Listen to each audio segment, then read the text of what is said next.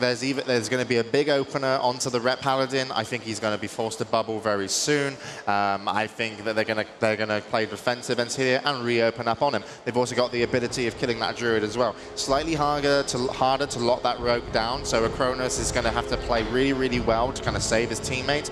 On the other side, you know, you can lock down that Rogue and also the Priest. Ensidia can lose Calamis in a Hodge. They can lose Hydra in a Hodge if they can get on him. We have to see how the Ret Paladin Ipone does when he uses Divine Sacrifice to kind of stop Sheeps and control on him or help his teammates. But we are going to go live then. Match 1, Ensidia versus NOP. Calamis just hit his fan of knives there by mistake. He popped his sprint, he was stealthed, he ran straight into the center and just hit the wrong key, and he's going to pay for it. He's going to get sapped. He's out of that sap now, and he's got Acro targeted.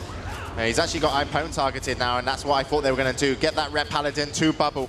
Calamis still on the back of him. He's into a kidney. There comes, he's going to break the kidney, and they are going to be looking to chase over to a different target. It looks like they're trying to get over to the Priest of Hydra, and Hydra currently sat there quite comfortable. Finally, he gets the targets on him. Acronis is on him.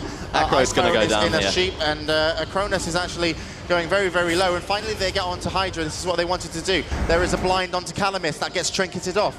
Calamis going to rejoin the fight. Hydra uses pain suppression, still getting away from his targets. We don't have a bubble used yet. There comes a blind onto Ipone. There comes a bubble on Ipone, used offensively. We don't see Divine Sacrifice pull up just yet. And we see an improved counterspell onto the Druid, and Acronis going very, very low and will eventually go down. And they did manage to lock him down.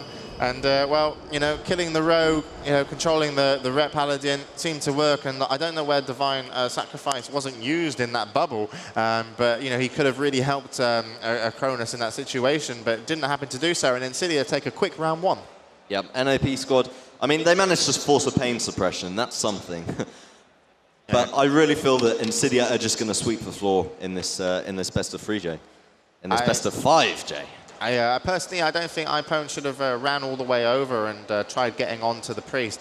Maybe if they had Acronis on the Hydra and had him locked down into stuns, that Ipone really could have just dropped some damage onto the Rogue. Get the Rogue down to about half HP. Chances are, Acronis being a lot more mobile, is able to kind of vanish off and switch, or a blind off and switch on, you know, get onto that Rogue as well.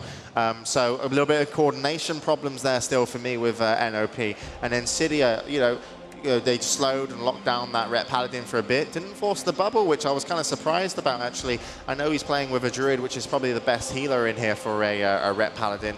But, you know, when he uses bubble offensively to break the blind, I didn't see a Divine Sacrifice come out.